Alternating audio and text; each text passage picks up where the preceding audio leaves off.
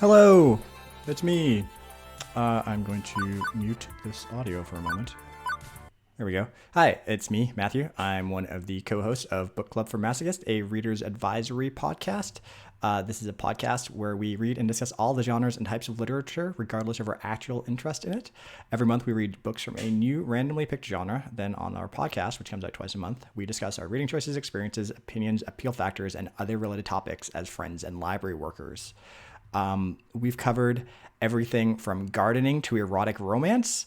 And we also do formats occasionally. So by formats, I mean things like nonfiction audiobooks, short stories, cheap ebooks was one we did, and visual novels was one that we recently added to our list. And of course, because it was the new kind of weird thing we weren't super familiar with, it was the first one that came up when we rolled the dice and for the format this month. So we're going to be discussing that on our episode out next month in September. In fact, tomorrow our episode about alternative history is out, which is exciting. I haven't finished editing it yet, but it will be. That's what I'm going to do after I play this game. But this month I'm playing visual novels every day and streaming them because why not? I recently bought a gigantic bundle from itch.io, and it had dozens and dozens of visual novels in addition to everything else. And I was like, I'm probably never going to get to play those if I don't make a project like this. So I decided to make a project like this. So here we go. And I will just get it set up for the game. Arcade Spirits. This is going to be, I think, slightly different than some of the other streams that we'll be doing because the ones up to now and a bunch of the ones in the future, I'm kind of concentrating on shorter games that can be completed in an entire stream, hopefully at least. This one, I'm not going to finish today. I might come back to it. I know I have a friend who is interested in co-hosting some streams with me for this, who is interested in playing this one, so we might come back and play it a bit more in the future. Other thing that I think is kind of interesting with this one is one of my friends voiced one of the characters in it.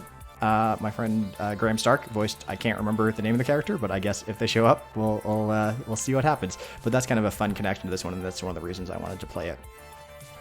This is a dating game, a dating simulator, more so than some of the other visual novels that are out there. And I believe it's set in a world in which the 1980s arcade crash, like video game crash, never happened. Two Flowers saying, interesting, if you have any questions about visual novels, let me know. I'm one of the writers of this game. Well, now I'm truly terrified that you're watching this. But thanks for tuning in. I will maybe ask you some things if it comes up. But thanks for checking out the stream. So let's get started in this.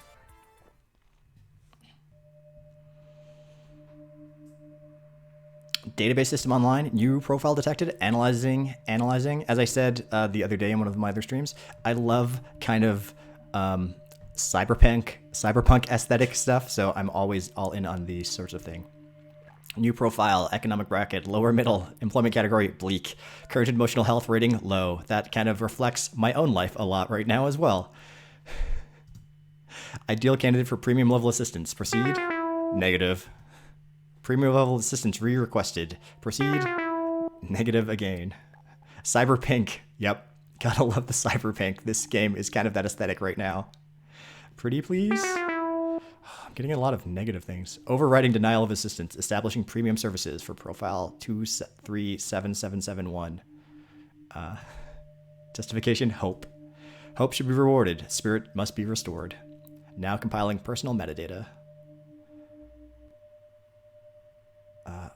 Do I get to name myself and choose my pronouns and things? Oh, that's very exciting. I always love this. I hope I don't spend the entire hour choosing this sort of thing. Short, medium, long. I'm going to go with short hair. Skin tone. Do I play the palest person as possible? I don't know. That is kind of what my preference is. Hair color. We'll go with like red. This red. This red, this one. Oh, this is totally thrilling watching, I'm sure. That one, I think, is good. Eye color, something, I notice all the time in real life. Eye color, green, black, white, sure. Clothing color, black, of course. What am I going to choose? Arcade, yeah. What do people think of this? Does this seem okay? I don't want to spend the entire time doing this. Okay, I think I'm just going to say done. I don't want to spend too much time doing this. Oh, pronoun, I'm going to change that to they. Done editing. Name Aricator, pronoun they. Is this correct? Yes, that's correct. I always love it when games allow you to choose your pronouns as well. Premium level assistance has been activated for the sake of their hopes and dreams.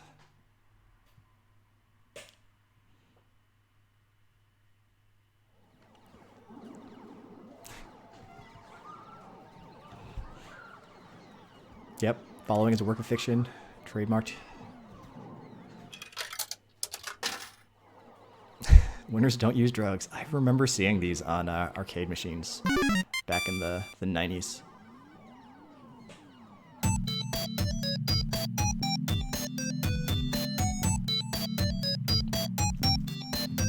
Level 1, put your quarter up.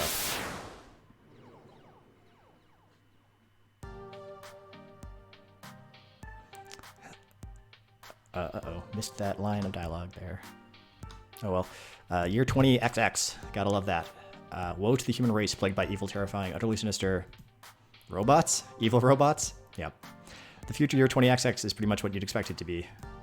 Non-flying cars, smartphones, pro gamer celebs. Yeah, it sounds very much like now.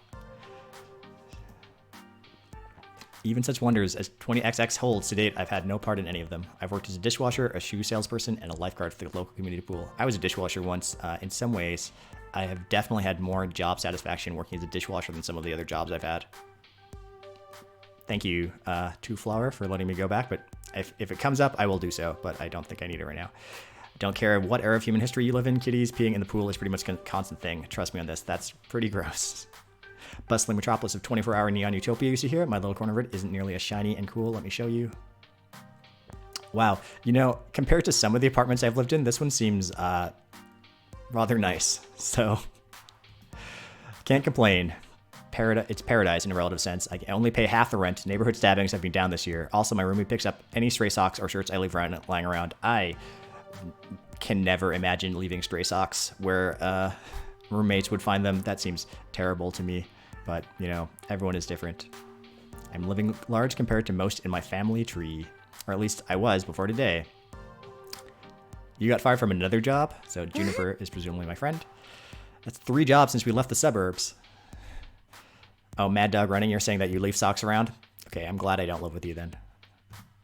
The horrified looking woman there would be my roommate and childhood friend, Juniper. Juniper is the one who spearheaded this effort to co-rent an apartment. She's also the one who encourages me whenever I lose a job, like, you know, today. Ooh. I don't know why you aren't more upset about this. I'm upset. I'm upset on your behalf. Come on, share the load a little. Pool's closed. Not much I can do about that. Why get upset? Because you actually enjoyed that job more than you enjoyed dishwashing soap and smelly socks at the very least. I'm not the complaining sort. These things just happen. Things fall apart. The center does not hold. That's a bit more morbidly poetic, isn't it? No, I mean the community center literally fell apart and the pool won't hold water anymore.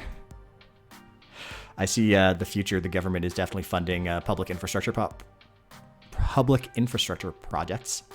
Whatever, I'll just get another job. Any job will do as long as we can make the rent, right? Wrong. Yes, how mopey and tired you are. Coming home every night from those other crappy jobs. Having any job is not great when you do not enjoy that job.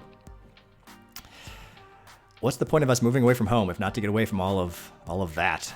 I mean, we both left that town so we could try to find happiness, right? I just want us to be happy, both of us. I thought you hated your job. Come on. No deflecting. This is about you. My mind's made up. We're going to find you a job that's just as good, if not better, than the lifeguarding job. Let's start from the top. What's your dream? Well, I'm standing in front of class to give a speech, and I forgot to put my pants on. Your dream job. Oh. Never really given it any serious thought. This was me up until, like, I guess my late 20s. I was working a lot of terrible jobs and did not have a dream job. And then, still do not have that dream job, but at least I'm on my way, hopefully. I think I've just got the thing to help you out. Rapidly tapping an unlock code into the glass before pointing out a little pink icon. It's a virtual life coach app. Mine keeps me from being late to meetings. I think a lot of people probably need that. The guy who ended up in the ER after making a homemade flamethrower? It would have worked if he got the fuel mixture in his water gun right. Anyway, I'm sending a copy to you now. I got a pop-up an hour ago offering me 500 points just for recommending it to a friend. Well, as long as you're earning points, I guess. At least give it a try, okay? Maybe it can point you at some good jobs, ones with less socks and or urine. That seems ideal. I installed the app. Couldn't bear to see Juniper fretting over me like that. Not that I find it annoying, I mean. It's more that she has enough trouble in her life without troubling. Both of us had it rough up to and through the point where we left home to try and start a new life. A better one. She deserves better than me and my problems. Bless her heart. She means well. She's been firmly in my corner for all my life. The two of us against any dark forces aligning against me. But that's not to say she's good at being my advocate. Enthusiastic, yes. But skilled? Nope. Typically, the fantastic opportunities and self-help resources she sends my way are pyramid schemes or something. She's gung-ho about lending me a helping hand, but yeah. So the only good pyramid schemes are one about like actually building pyramids, and I feel they don't really happen that often. So the main reason I went ahead and installed the app was to make sure Juniper wasn't about to get her kidneys sold on the black market or something. Got a lot of confidence in my friend here, it seems. A good night's rest would act as a neat little emotional reset button. Right.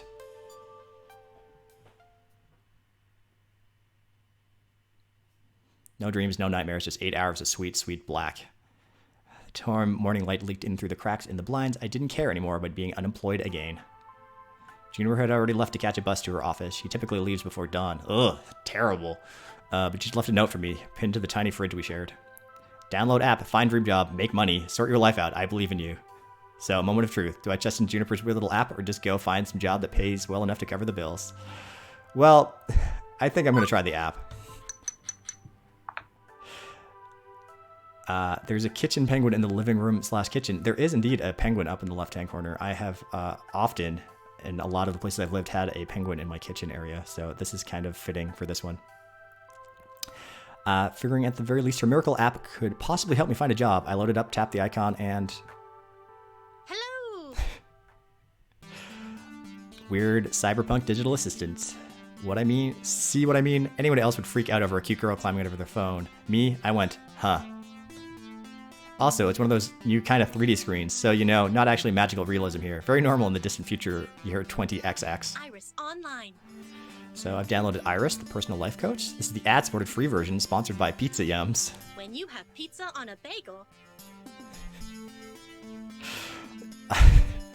I do not want to subscribe to Pizza Facts, I think. No, thank you. Thank you. Of course, there's probably no way out of that. I'm here to help you get your dream job, your dream house, and your dream partner. I'm here to make all your dreams come true. Maybe I don't have a dream partner. Is that possible? Yeah. Good comment in the chat that the ruffled front on Iris's clothing there is a look. That's definitely a choice that they've made there. Also, I think the cuffs are pretty fancy. Pretty tall order for an app to do. Are you some sort of wish-granting genie?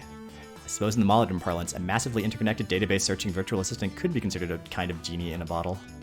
But honestly, all I can do is give you the chance to improve your life. What you do with it is up to you. I can cross-reference search data for you, but without motivation, you won't get anywhere.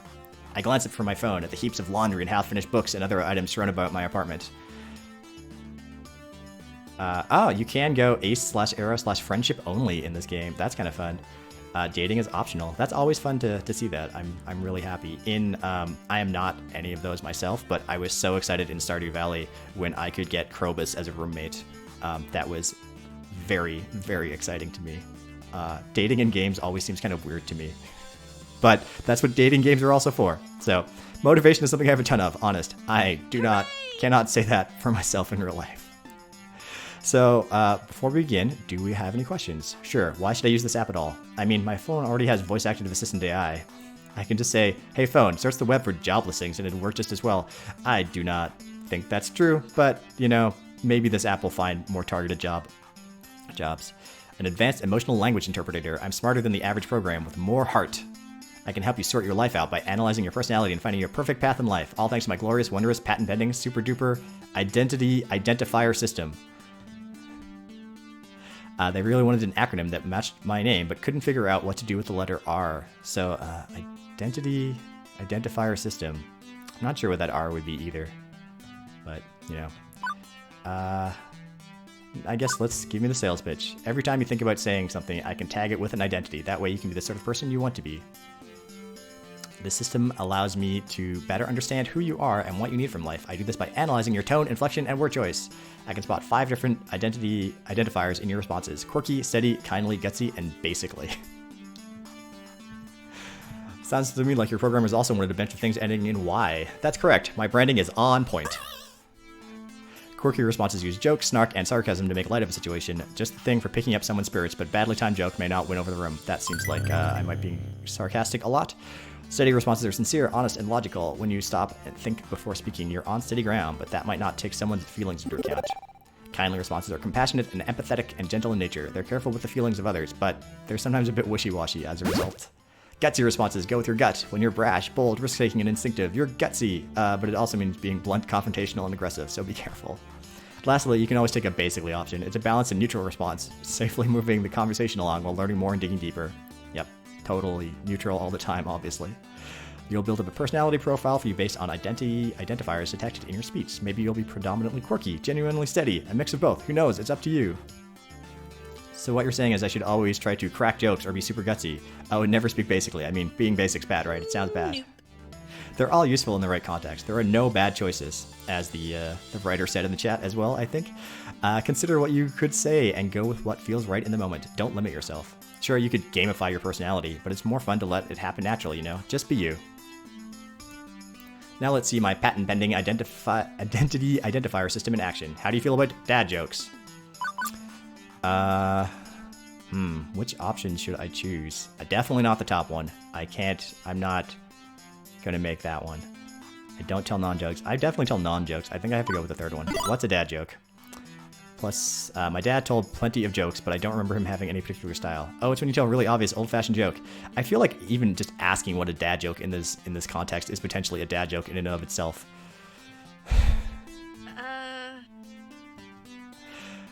So now that you've seen the identity indicators in action, do you want to see the indicators like that so you can make an informed decision? If not, I can hide the indicators. I'm gonna leave them open, I think.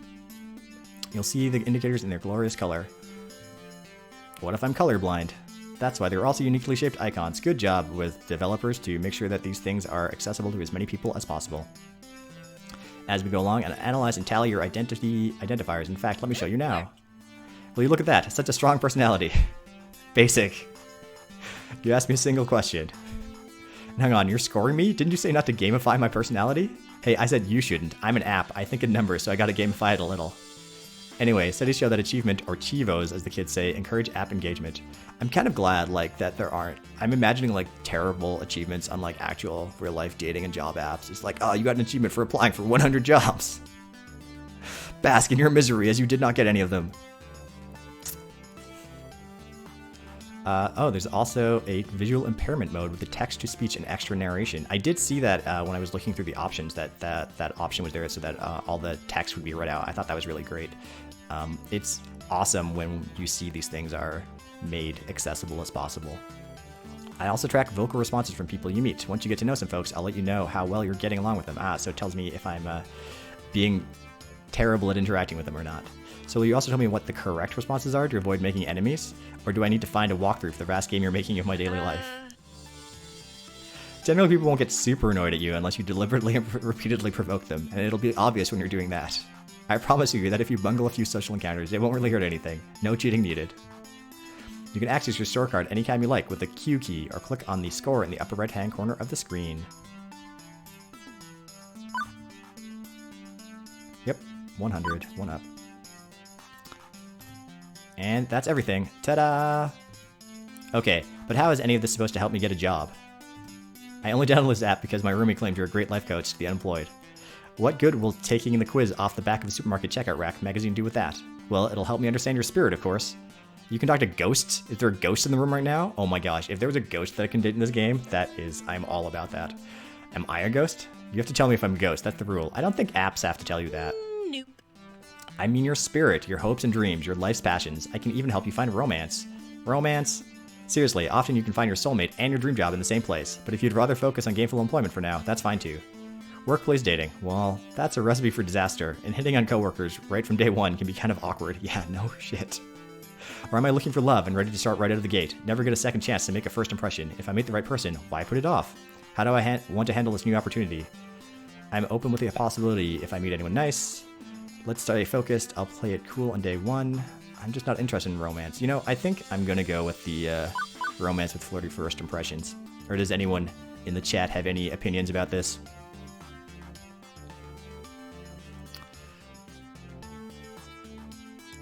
I know, like, in real life, I probably wouldn't let an app, tell me who I should flirt with in real life. But for a game, I'm open to this, I think. Okay, go with your gut. Well, okay, I'll go with this one. I think I'm mature enough to juggle both at once. Why not? And remember, the choice is yours. If you're not comfortable with other people, stay professional.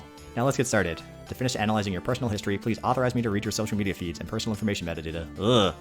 I knew this is some kind of scam. I'm gonna wake up in a bathtub of ice missing a kidney, because that's what's definitely on my my social media in 20XX. You know, how many kidneys do I have? That's that social media should never have told Facebook that. Oh, Fairy Librarian saying I do good third impressions, so maybe experience the other side. Harsh but fair.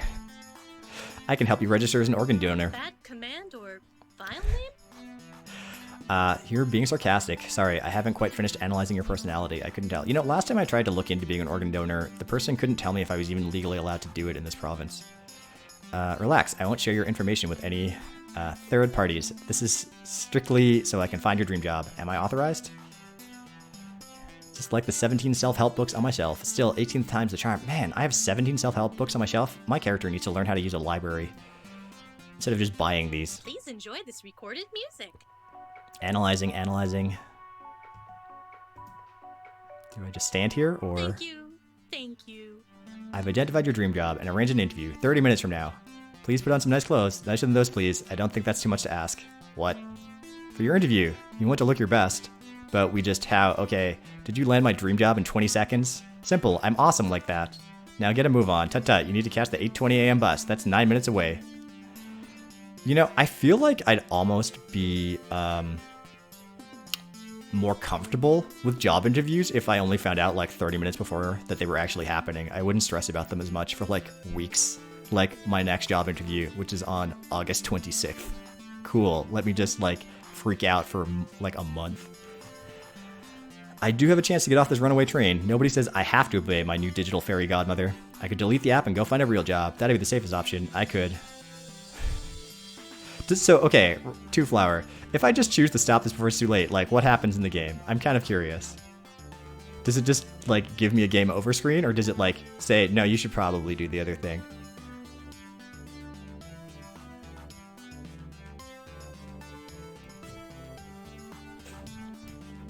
That plastic bag sitting on the coffee table is really annoying me. I kind of really want to clean it up. It's a joke bad ending. Well, I won't choose that one then. A normal person, someone with high standards, would have deleted the app right there, rather than hop on a bus to meet up with what were very likely men with sharp knives and a taste for kidneys. I think that they have a taste for kidneys. I don't know. Hopefully they're not going to eat them at least.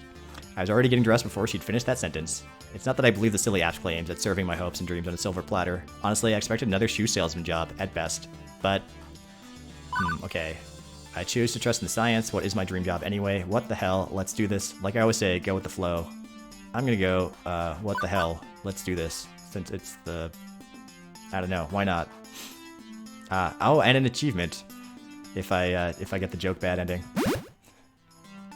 I need to get my life in gear, so what's the harm in diving into something this wacky? Okay, there could be a lot of harm, granted, but the alternative is to mope around our apartment for weeks. Then, egads, go get a job anyway. So, I thought, screw it, I'm on this runaway train, let's see how far it goes. And as I came to realize weeks later, turns out that was the best impulsive decision I've ever made.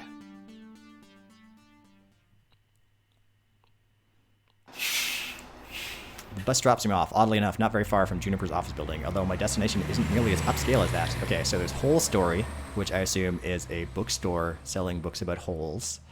Funplex, which is the arcade where I think my job interview's in. The law offices of Smith Johnson Attorney at Law, office space for rent. Nub Sub, boring clothing store, delightfully dull. Pengy Barbershop, and loan office. Definitely a high-class strip mall we have here. I'm very disappointed that 20XX just seems to have cars with wheels, though. This is, well, it's a strip mall. Strip malls are relics of 19XX, places where a random assortment of weird little businesses jam as many of themselves into as tight a space as possible. For instance, I'm seeing a dentist, a used bookstore called The Whole Story, an arcade, a fast food joint, and a boarded-up health spa once called Lattes and Enemas. Which sounds, Hey, listen. I think that's two things no human being should ever combine. No, I mean your future place of work. I'm desperately hoping we're not talking about the same thing. Which one of these businesses exactly am I working at? I don't know anything about oral hygiene or old books, and I'd rather not be a fry cook. Well, I think I know something about old self-help books since I apparently have 18 of them on my shelf. The one in the middle, silly. What, behind the arcade? It is the arcade. Our background artist kept putting in penguins as a running joke, so we made it a plot point later. Perfect. That's great. That makes me very happy. Trust me on this. I referenced and cross-referenced and cross-reference your personality details, personal history, and social media connections. This is your dream job. My dream job? 99.97%. I should probably explain my confusion. Arcades are a big business in the entertainment sector. Pro gamers are celebs. 5-star arcades are social hotspots. It's always been popular with the mainstream. But, well, restaurants are popular too, right? And for everyone who opens one hoping to be the next Iron Chef, a dozen more shut down in failure. Arcade competition is fierce. Paydays range from peanuts to gold. And sure, those who make it can secure fame and fortune. But those who don't, well, no wonder Iris sees this as a dream job. Video games weren't always this popular, though. I read an interesting article about it once. Back in the year 1980X, we narrowly avoided a serious industry crash, which would have left video games as a kid's toy fad like hula hoops, no mainstream acceptance. I believe this is from them digging up the ET cartridges for the Atari 2600 that were buried in a was it Arizona or New Mexico or somewhere, like buried in a dump in the desert. It's really strange. They made far too many cartridges for the system and they did not sell them all. One of the factors could have been a terrible game based on a kid's movie about a cute alien visitor who wanted to phone home. Yep, definitely. If this game was complete poop butts, like poop from a butt and massively overproduced, it'd ruin video games for years. Fortunately, cooler heads prevailed. The game was delayed until it could be developed properly, and the crash was averted. The crisis only exists in theory now. There's a documentary about it and like podcasts and stuff. I think it's kind of interesting. I seem to remember like the guy who made the game, because it was made by like one person, had like very little time to make ET. Although that's probably every game back then. I wonder what it'd be like for people in the darkest timeline where everything went wrong. Are gamers considered nerds and outcasts? Are arcades vanishing points of nostalgia? Yep, they are.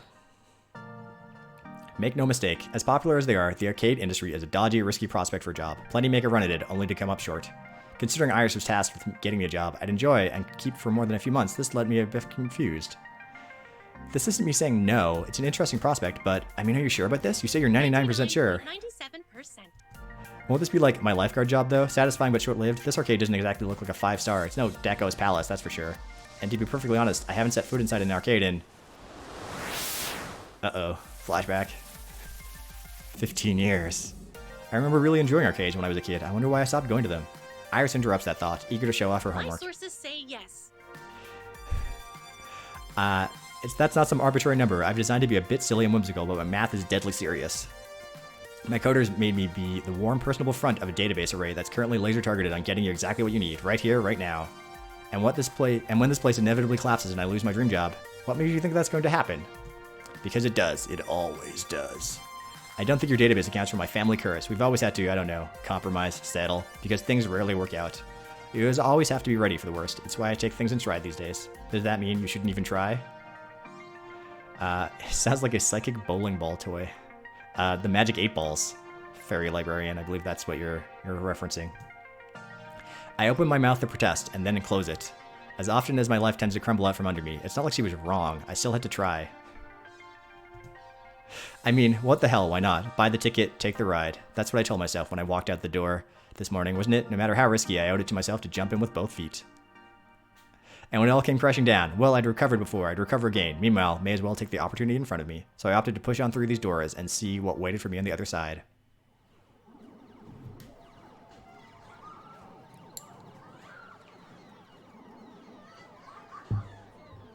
The air conditioning hits me like a cool breeze, albeit one smelling of copper and corn chips. Okay, what games are there? Fast Cars 5, Castle Crunch, Snack Runner, Something of Discomfort, Time, some things. I can't read all of them. As it's earlier in the morning on a weekday, it's not too packed with gamers. Although it's so packed with games, I'd probably have a hard time finding anyone anyway. Once, I'm struck by something odd. I actually recognize most of these games. Considering I haven't walked in an arcade in over a decade, that's probably not great. Lots of vintage stuff here from the looks of it. Really old. Though I don't recognize that game with the stage lights and things. Maybe it's karaoke or dancing, a Japanese import? Showtime Stage. My sources say yes. A collaboration of Nihana Heavy Industry Concern and Hubris Records in Germany. It's won a lot of awards. Huh. I recognize most of these. Whoa, is that seriously a Mr. Moopy's Magic Maze? But the one in the middle with the split screens is new to me. Fist of Discomfort. Fist of Discomfort, a hybrid real-time strategy and brawler beat 'em up. It's actually not that new. It's been a staple of the esports scene for the last 8 years. 2 genres I was utterly lousy at last time I checked. And over there is an old lady. Sorry ma'am, I was just talking to myself and had an overwhelming urge to complete my sentences. Thankfully, I don't think she even registered me calling her old. She looks up from her knitting, seated behind the ticket prize redemption desk, and offers a wrinkly smile. Hello, dearie. Always nice to meet someone new in the Funplex. The what? Francine's Arcade Funplex. Didn't you see the sign out front, dear? Well, I chose to knock off the first 2 words when they got knocked off the building during the summer of 1980X. Now it's just the Funplex, I suppose. So how can I help you, dear? A Funplex, is that where you suplex a clown? A genie in my phone set up a job interview for me. You've been in business for XX years? Technically, it could be XXX years. So we're actually, it's not just, we're narrowing down the time period when this game could be set. It cannot be set in 2090 something. I'm going to go with a genie set up the phone interview for me. A magical space fairy or something that lives in my phone told me to come here to fly my dream job. I would be so much more likely to download any apps that just said they were magical space fairies. Hello. I'm a magical space fairy, apparently. I half expected her to send me packing. Pretty impulsive of me to just talk about Iris like that, but she took it in stride. My. What they can do with technology these days. I really do marvel at what amazing things young people have in 20XX. Although I'd simply love to take a sledgehammer to those blasted video game consoles that eat at my bottom line, she said with such a kind-hearted and warm smile. Please, call me Francine, as in Francine's Arcade Funplex. Get it? Actually, thinking about it, I suppose we were originally Frederick's Arcade Funplex, named after my dear departed husband. Sadly, he died peacefully in bed some years ago. I'm sorry to hear that. My. Oh, don't be. He died doing what he loved, having intensely physical relations with me. That information I needed to know, yes. And you are? Ari Cater, ma'am. Well, very well. Shall we retire to the office to conduct your interview? I'd carry on out here, but it is rather noisy, isn't it? Yeah, about that. How do you deal with the constant noise anyway? Oh, eventually you just sort of learn how to filter out all the beeps and the boops. It can take weeks to become acclimated, I've found, but in the end, done. She quirks an eyebrow. Well, now, that's faster than the others. Not bad. So, shall we see what you're made of? This way, please. Francine leads me down a back hallway past public restrooms and into a door marked employees only. This is a really big break room for this arcade. Oh, and another penguin. Good to see there. Penguin there, baby.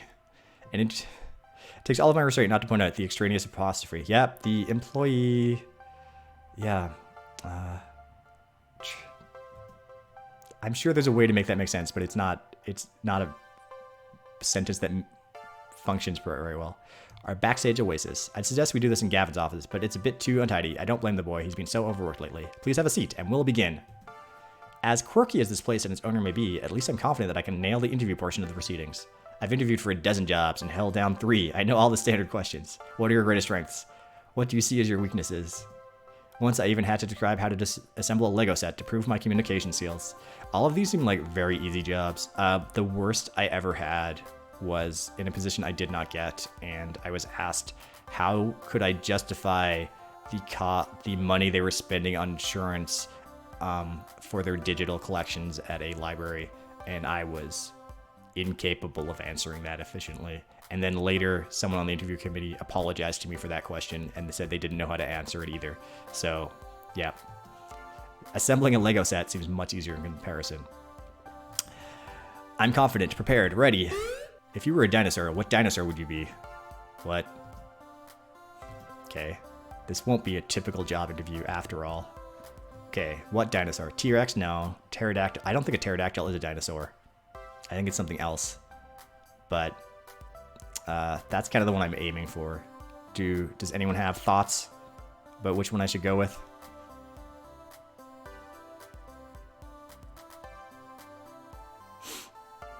Okay. Fairy Librarian is saying that a pterodactyl is not a dinosaur, but I should choose it anyway. Okay, let's go with it. I've always wanted to be a bird, so... Wait, no, all dinosaurs are basically birds. Let me rephrase. I've always wanted to be a flying bird, so pterodactyl swooping around, catching up drafts, staying way away from meat eaters. Really? How exciting. Even if technically speaking, pterodactyls aren't dinosaurs. Good that the game confirmed what we were thinking. What's your favorite snack? If this was a favorite food question, I'd have this down easy. It's tacos. Always tacos. But When snacks. you have pizza on a bagel. Iris getting the advertisement in there. Come now. I don't have all day.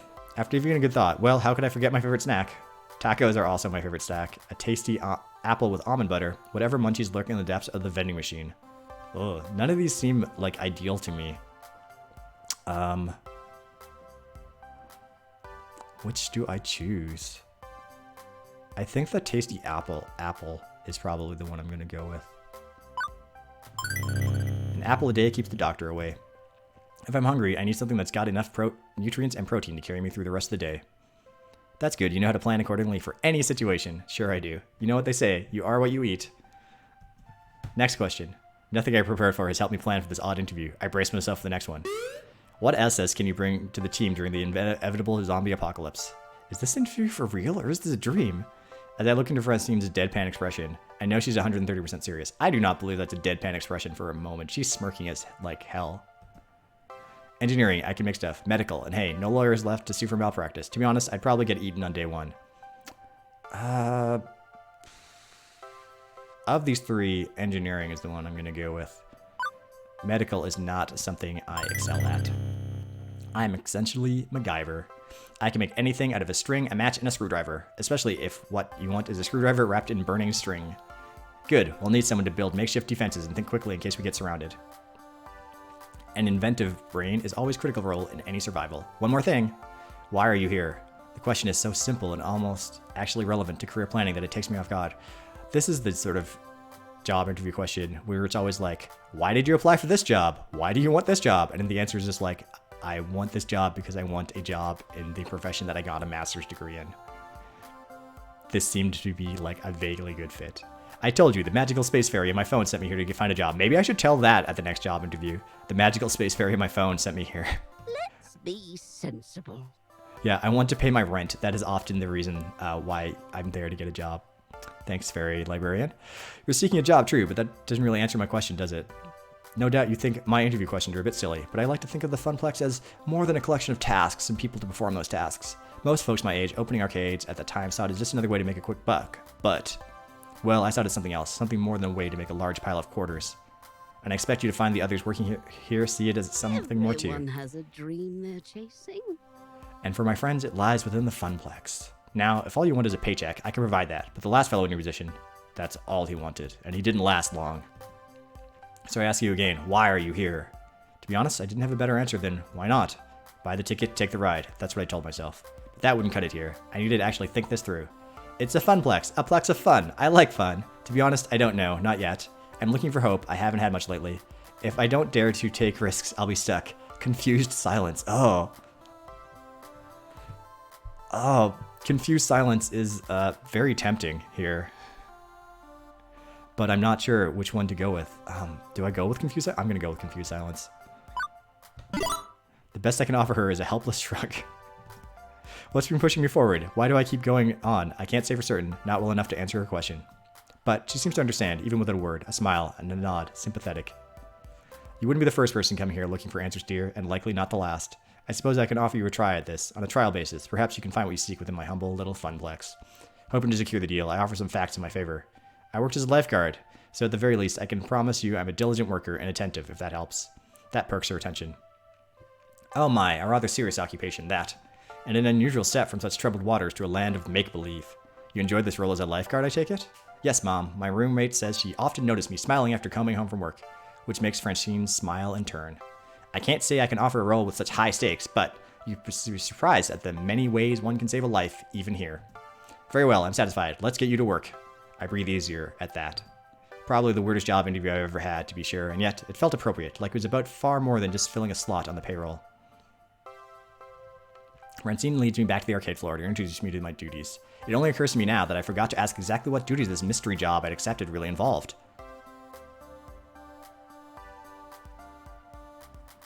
Playing Fist of Discomfort. Francine gestures the seat she was occupying previously, a stool behind the prize desk. How Welcome marvelous. to your new position. Sitting here, you mean. Sitting here and helping players redeem tickets for valuable prizes. I glance at the wide array of pencil toppers, rubber spiders, and the tiny plastic toy cars on display. Aw, rubber spiders all the way, that's what I want. Well, for prizes at any rate. It's such a relief. I'd really been stretching myself thin lately, trying to fill in since the position was vacated. If you don't mind me asking, ma'am, why did the last guy who sat here end up quitting? Something about being so bored out of his mind that he felt like jamming one of those 500-ticket plush towers down someone's throat. Poor dear, he just wasn't cut out for this line of work. Grandson or no, I have no patience for such nonsense. I'm sorry, the last person to work this desk was your grandson? Anyway, Gavin should be here soon. He'll handle paperwork and all that administrative nonsense. Now, if you don't mind, all this talking tired me out some. I'll be in the back office if you need me. Okay, then. I adjusted my seating on the semi-comfortable stool, leaning against the desk. Beneath me, a wide array of cheap junk awaited my attention. I could have lost hope then and there that this job would be even slightly more engaging than being a diner dishwasher, but choose to look on the positive side. I'd be helping kids obtain toys that would become nostalgic memories for years to come. Right? I think there's a penguin. Oh, is that like an inflatable penguin down there at the bottom? It looked like it might be. What else is there? A basketball. That looks like a kind of pink purplish penguin up on the top right shelf. I'm not seeing a lot of rubber spiders unless they're like strangely green or yellow or something. Looked like a squished stuffy. The penguin? It could be an inflatable one. This arcade doesn't seem too busy. I crave the sweet embrace of death. I've been sitting here for 2 hours now, and no one's walked up to obtain a novelty fun black shot glass or a colored pencil set or a light-up yo-yo. Lunchtime's approaching, and so far the only people walking in and out of the arcade are a few stray adults who have no interest in cheap friendship bracelets. Thankfully, my first customer of the day arrives before I start wondering if one of those 500-ticket plushies could really fit down someone's throat. Or maybe not. Nope, just walked right by me, his head buried in reading some sort of spreadsheet off his tablet. Was he here to play? Doesn't seem like a typical businessman on a break, or an unwashed and unemployed game aficionado. In fact, he's a snappy dresser, seemed like a cool dude. Whoa, he seems pretty stuck up. Damn, he's hot. That's my kind of guy. I think he seemed fairly snappy as a dresser. He clearly cares about his appearance. Most guys I know are content to toss on a t-shirt and jeans. Not this guy. Even in an arcade, he's sharp like a linoleum knife. In fact, that rather pointed look he's offering me after doubling back is rather linoleum knifey too. I'm not sure what a linoleum knife is, but interesting phrase there. I see he's also chosen to undo the bottom 2 buttons of his waistcoat. Cool dude. Hold on a minute. Who are you exactly? What are you doing behind that desk? Where's Francine? Pleased to meet you. I'm Ari. I am Francine. I had some work done. I'm the new hire. Not that anyone wants prizes. Let's go with the friendly approach. Sure. Hello, I'm Ari Cater, your new hire. I'm looking forward to working with you. He relaxes somewhat on hearing that. Somewhat. Good to hear. It's about time. I was wondering how long she'd have to work the desk. She got gusto for an octogenarian and loves working the floor, but sitting here all day handing out toys and dealing with problems wears her down. Did anyone else interview for this job? It was just me and they hired me immediately? So she explained the job to you, gave you the papers to sign? She said Gavin would handle all that. With a sigh, he rubs his forehead, feeling a headache coming on. Good day. That would be me. I'm Gavin Cooper. I'm the business manager here at the Funplex. I make sure we manage to keep having a business rather than a pile of rapidly collapsing fiscal mistakes. Right, so, as you've no doubt guessed, you'll be exchanging tickets for prizes, but that's the least part of your job. There's more to it than that? You're the floor attendant. You attend to the floor. What, the carpet? Seriously? The floor, the arcade, the games, the patrons. You're the one running around putting out fires and sorting out problems. Technically, you're our second floor attendant. Ashley will be in later, but we need 2. One to roam, one to operate the desk. I do it myself, but I'm typically busy in the back office, making sure the whole thing doesn't fall to bankruptcy. That's why Francine loved filling in. She's a people person. She loves helping out in a pinch. I am not a people person, as you've likely gathered. He seems like alright. That's not to say you're alone out here. I'm in your corner, at least if things go south. You tap me for advice on what to do. You got a phone? Of course. Gavin quickly passes me his business card. He apparently had a stack of them at the ready in his pocket. Go figure. His phone number is listed at the bottom. You ever worked at high-pressure customer service job before? Shoe sales? Smelly socks? You have no idea.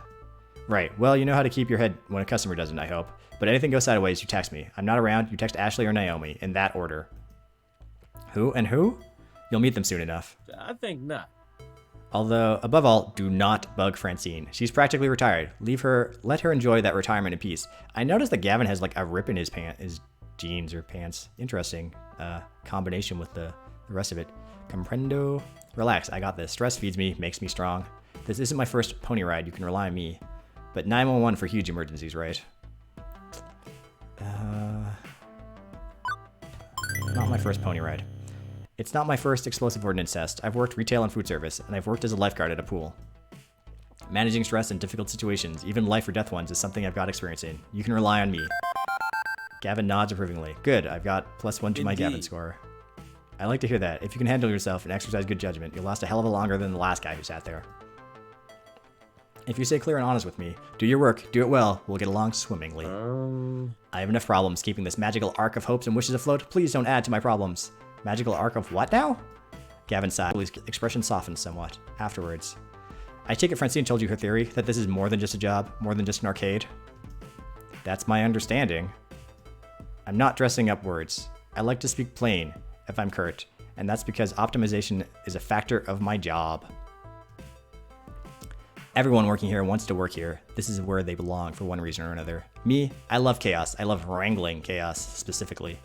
The arcade industry is high risk, high reward. I manage that risk so that they can also find happiness in their lives. Everyone in this business has a dream they're chasing. It's a fragile thing, prone to getting crushed by hard reality. My job is to see to it that never happens. That includes Francine, who deserves better in Twilight years than desperately propping up a semi-failing business. So, you find some value in this place beyond your salary, or you burn out. Trust me, last guy to sit there burned out hard. Now, can I trust you to mesh with your merry misfits? I'm still trying for my why. Why so aggressive? I just got started here. No problem at all. I'm a model employee.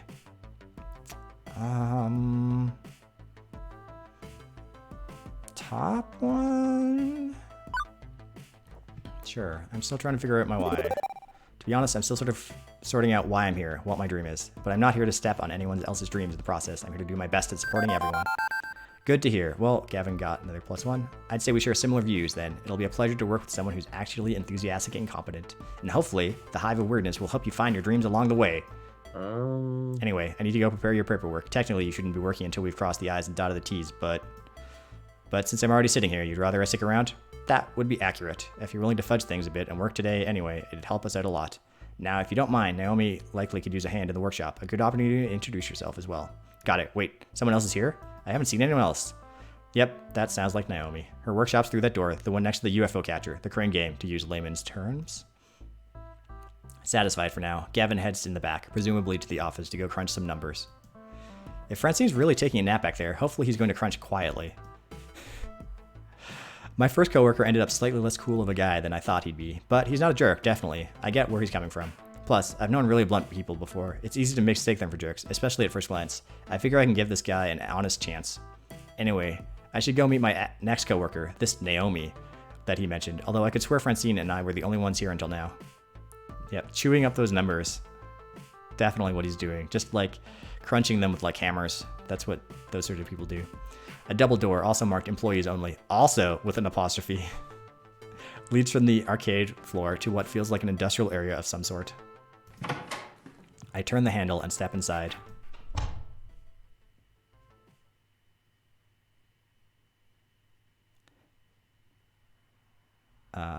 In this little room tucked away between the back offices in the Funplex front, I find what is very likely this Naomi, spoken only of in myth and legend.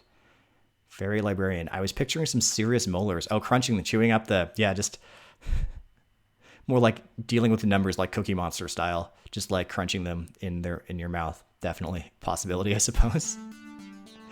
A girl about my age, but certainly not my height, is tinkering away on what looks like an old tube-style monitor.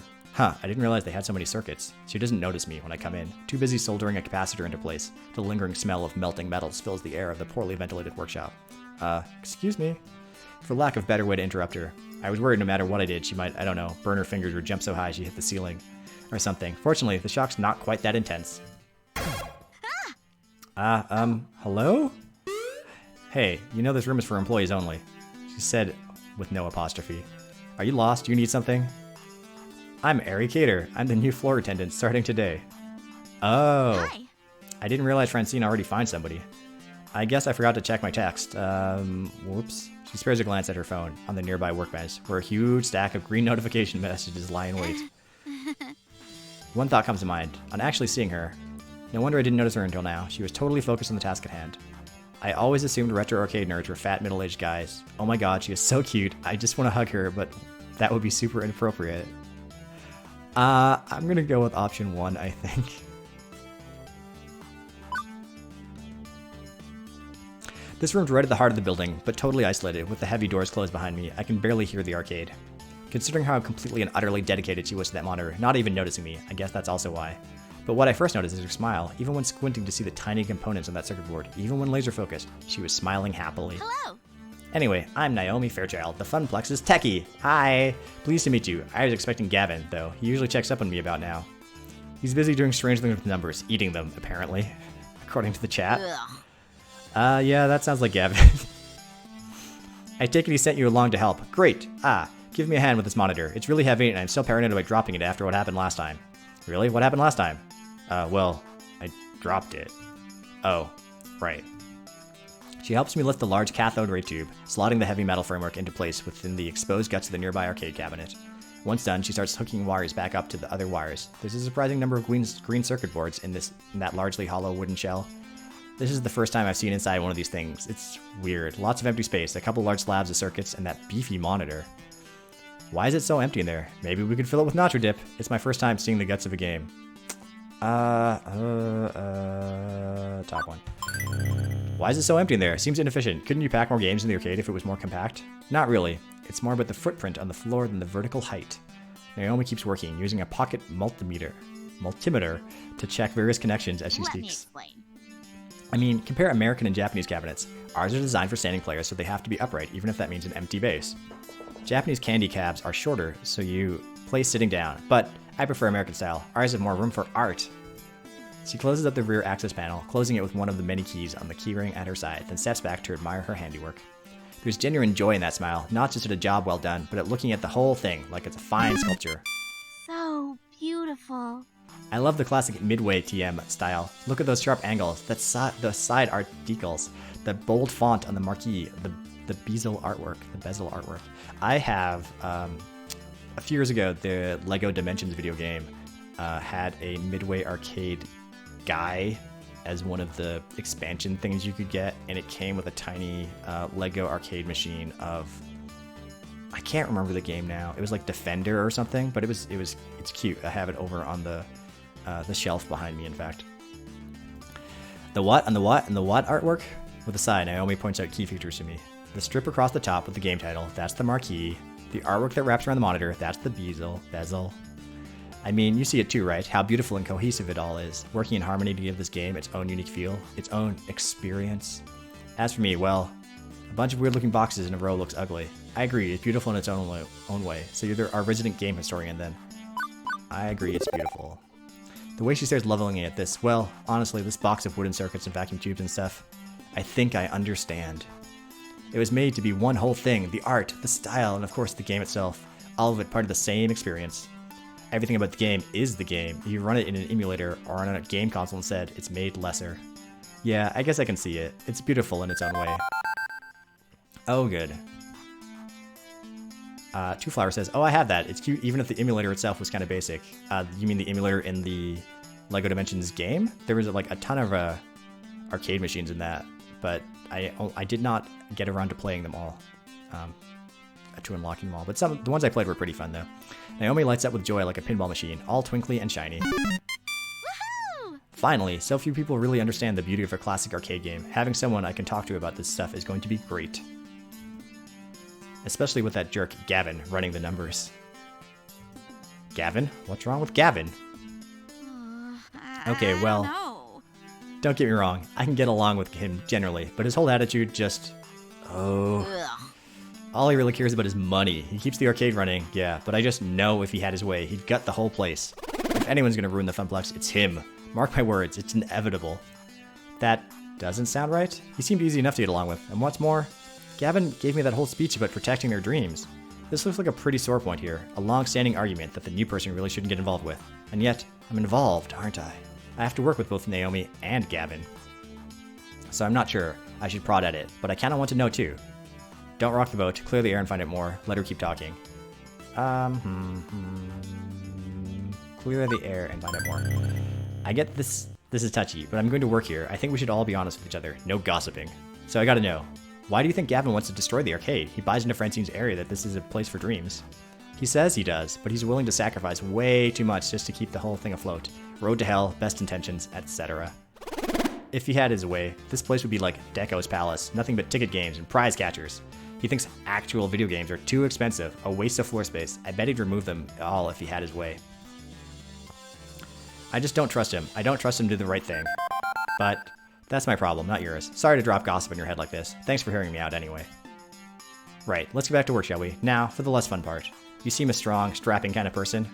Well, a strong person at least. Well, you're a person. That's enough. I'm semi-insulted? Okay, let's do it. Right, a little to the left now. My left. Your right. Now, forward. Right, correct. I mean, not turn to the right. Keep it coming. Keep it coming. And there. Carefully, carefully. Tip it into place. Victory! I gently eased the rolling dolly forward, the giant wooden box slotting into place alongside its neighbors.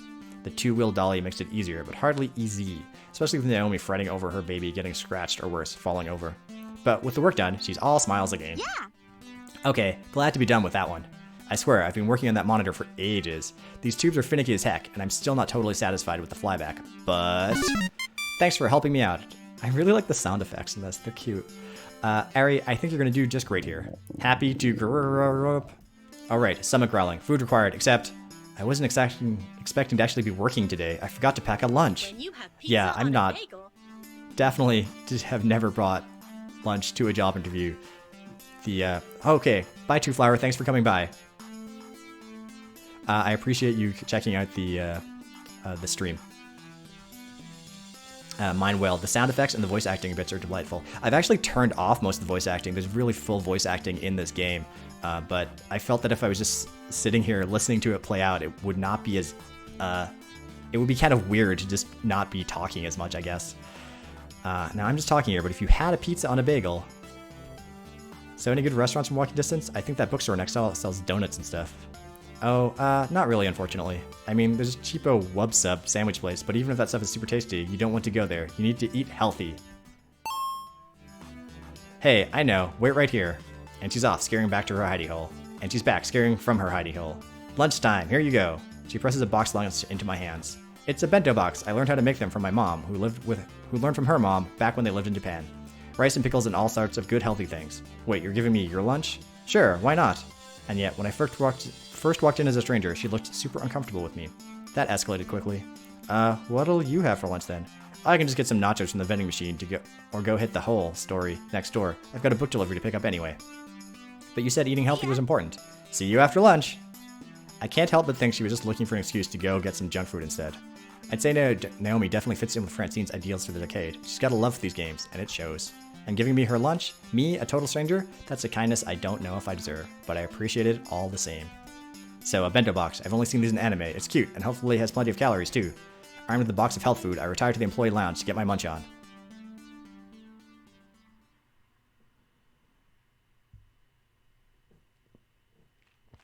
I think I'm going to end it before I meet another character here. I was only planning to go for an hour today. I knew I wouldn't get through that much, but I was hoping to meet a few more people. But this is fun. I think I might come back and play more of this later on this month. What this really reminds me of is when I lived in Las Vegas, there was the Pinball Hall of Fame. I think it's the Pinball Hall of Fame. Anyway, it's this weird building that I don't like. It just looks like a storage unit or something from outside, and inside it is packed with old pinball machines, like dozens and dozens of them. And it's really neat to visit, and also just really like weird to see how many pinball machines, how many different types there were that were made.